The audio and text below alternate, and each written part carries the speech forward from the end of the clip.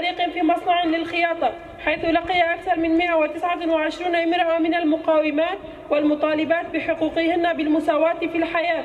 مصرعهن تم حرقهن وجرح المئات. هذا الحدث المؤلم فتح الطريق لانتفاضات نسائية كبيرة وبدأت معها مسيرة جديدة، ولكن رغم ذلك فإن مستوى التمييز الجنسي ضد المرأة في الشرق الأوسط تزايد أكثر من السابق.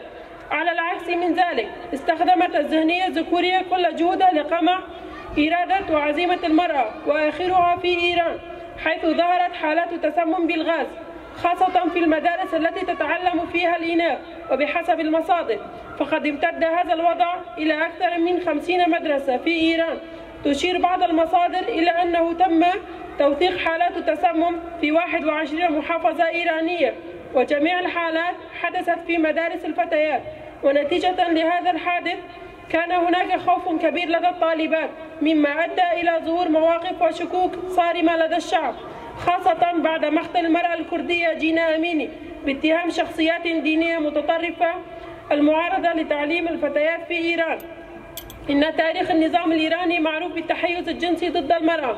من جهة تحت مسمى الإسلام الراديكالي يتم تطبيق الانصهار الثقافي في جميع المؤسسات والمجالات الاجتماعية، ومن جهة أخرى قوانين الإعدام والسجن المؤبد والاستسلام تضيق الخناق على أنفاس المجتمع وتقتل الحياة. هذا المفهوم الإبادي الذي يحدث في إيران فتح الطريق أمام الانتفاضات والاحتجاجات لتغيير المرحلة التي يعيشها الشعب. كلما تزداد وحدة العنصرية في إيران يزداد احتمالية نهاية هذا النظام. إذا لم تتوجب الديمقراطية والمساواة بين الرجل والمرأة في النظام الإيراني سيؤدي إلى قيام مرحلة جديدة يتم فيها بناء نظام فعال قائم على حماية الحقوق والديمقراطية. زاغونن داربکرن جزای حتایی و تسلیم کاری دور لنفس جواکی دده گرتن و جیان دده کشتن.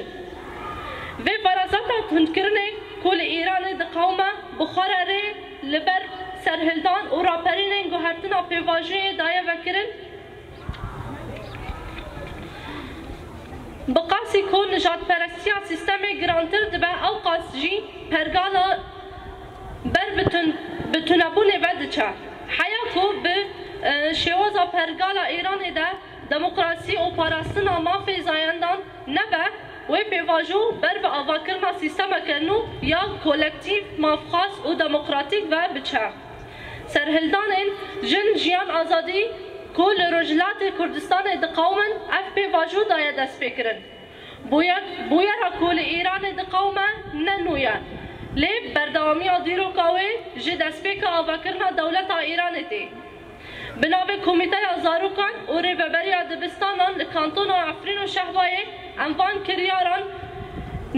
کریار نمروبانه به تندی شرمزار دکن و یک سر رخصتن مافی مروبان بر پرسیار وی جنایت اکو در حق مافی مروبان ده چه باید بینن. ام بانگوازی رخصتن مافی مروبان رخصتن کو به مافی جنان را پیواندیدار و سازی مافی زاروکان ددن کو له همبر وان جنایت دومدار دقومن به برپرسیاری خرابن و کسین وان جنایت اندکن سزا بکن و بدن دارزاندن جبر کو اب بدنگی و چاپگرتن آوان و به صدما کراستن قرکرنا مروبان. جنجیان آزادی. جنجیان آزادی. جنجیان آزادی.